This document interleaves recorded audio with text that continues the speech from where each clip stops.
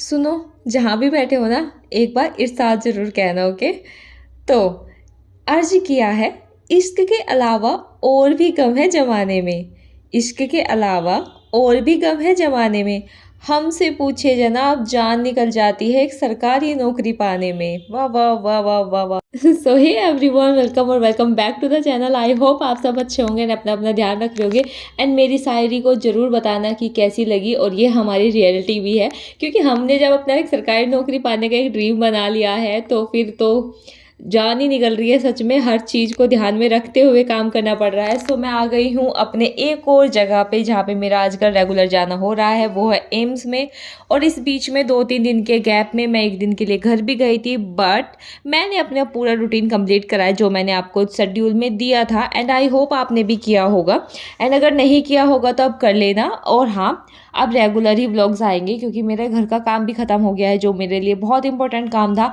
और मैं एम्स भी चली गई हूँ और अब मुझे 2 मंथ के बाद जाना है। सच बताऊँ, एम्स जाने से 1 दिन पहले से नींद उड़ी रहती है क्योंकि वहाँ का प्रोसेस इतना लंबा होता है, जबकि आपके पास अपॉइंटमेंट होता है तब। अगर आपके पास अपॉइंटमेंट ना हो तो पता नहीं क्या हाल हो। एंड हाँ, अब वीडियो रेगुलर आएगी, अब आप अपने शेड्यूल को मेरे साथ मैच कर सकते हैं क्योंकि बहुत सारे लोगों ने बोला है कि प्लीज़ शेड्यूल को अपने हिसाब से और डेली अपलोड किया करिए ताकि हम भी आपके साथ पढ़ पाए। आई एम सॉरी, बीच में डिले हो गया था, बट मैंने 2 दिन का तो गैप दे ही रखा है, बस 1 दिन का लेट हुआ है। आई एम सो सॉरी उसके लिए। तो आज हम बात करेंगे पार्ट 2 के लिए। एंड आई होप आपको जो ये हमारा 100 डेज चैलेंज है ये पसंद आ रहा होगा एंड आपकी जो पढ़ाई है वो भी थोड़ी पटरी पे आ रही होगी। मुझे नहीं पता कि मैं यहाँ पर क्या और क्यों कर रही हूँ, बट मेरे पास एक लीड रखी थी, जो ये लड़ी होती है, ये पिंक कलर की थी एंड मैं इसको लगाने में इतनी पागल हो रखी थी, पता नहीं मुझे क्या दिमाग में आया, पढ़ने से पहले मुझे ये पिंक कलर की लगानी थी और मैंने लगा भी दिया। प्लीज़ आप बताना कि ये कैसी लग रही है, और फिर मैंने हटा भी दी। एंड हाँ, प्लीज़ बताना कि आज मेरे टेबल में क्या नया है एंड मेरा मोस्ट फेवरेट है। पर मैं आपको ये कमेंट सेक्शन में कमेंट करना है, मैं कम्युनिटी पे भी पोस्ट करूँगी कि मेरे टेबल पर क्या चीज़ नई और यूनिक है, ये चीज़ आप ज़रूर बताना। सो चलिए अब बात करेंगे हम पार्ट 2 के लिए। वैसे मैं पार्ट 1 के लिए बात करने वाली थी, बट मेरी एक डियरेस्ट फ्रेंड है जिनका पार्ट 2 का वेट कर रही है वो लास्ट 10 डेज से, and I am sorry Poonam.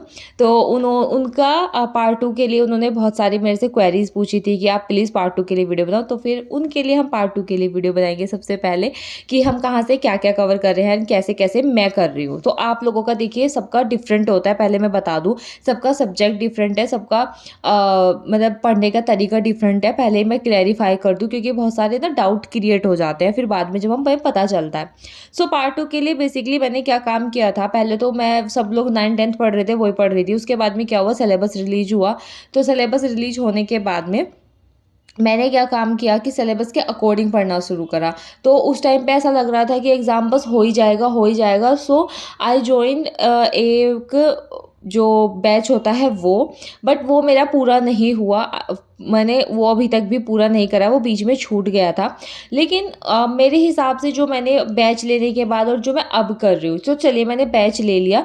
उसके बाद क्या हुआ, मैंने एक टेलीग्राम चैनल बनाया हुआ है, अगर कोई नहीं जानता तो उसके ऊपर ना बहुत सारे नोट्स बच्चों ने भेजे। उसके बाद हमने क्या करा कि मेरा 2-3 बंदों का ग्रुप है जिसमें हम पढ़ते हैं। तो उसमें क्या हुआ कि हमने वो ही नोट्स निकलवाए राइजिंग स्टार के, तो हमने उससे पढ़ना शुरू करा, खुद से सेल्फ स्टडी करनी शुरू करी। हाँ, थोड़ी बहुत बैच से भी हेल्प हुई थी, बट इतनी नहीं क्योंकि वो थोड़ा फास्ट पढ़ाते हैं मेरे हिसाब से, बिगनर्स के लिए नहीं है। तो मुझे बहुत सारी प्रॉब्लम क्रिएट हो रही थी। उसके बाद में क्या हुआ, मेरी तबीयत खराब हो गई। अब आते हैं फेज़ 2 में। अब जो मैं कर रही हूँ मैं वो बताती हूँ।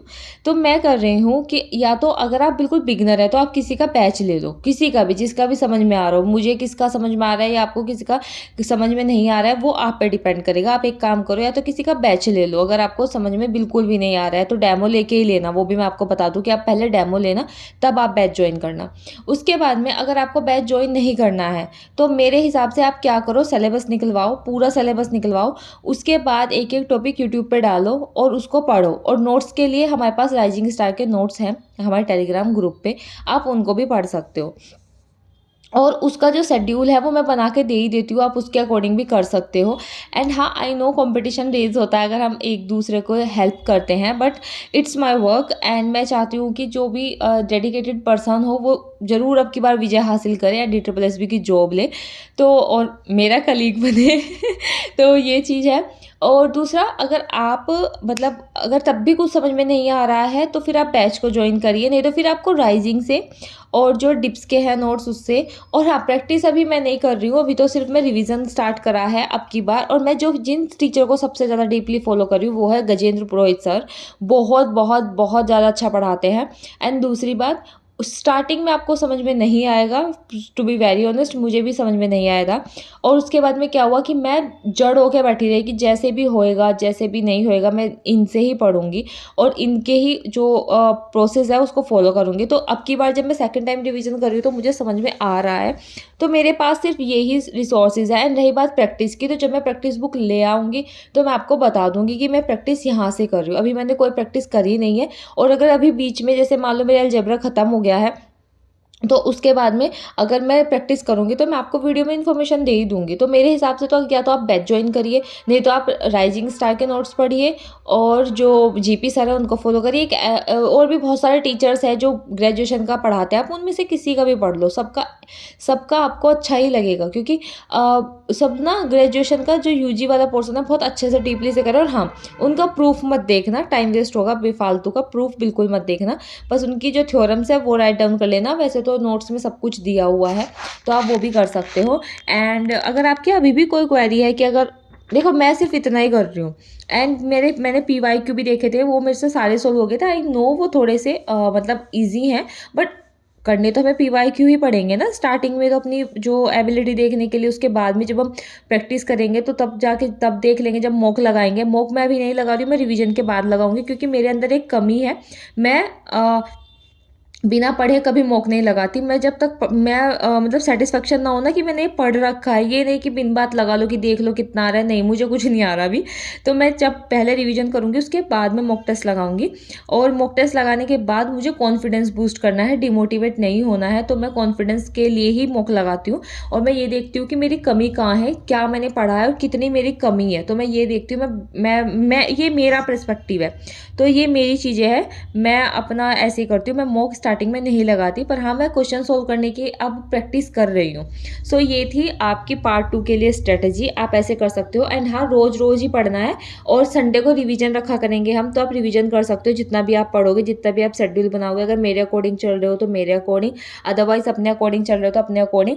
संडे को रिवाइज करेंगे और उसके बाद में देखते हैं कि क्वेश्चन प्रैक्टिस कब करेंगे। पहले रिवाइज का कर लेते हैं अभी तो ये रही आपके पार्ट 2 की स्ट्रेटेजी। एंड आई थिंक आपने article, vocab, train and distance, geography की क्लास 2 कर ली होगी।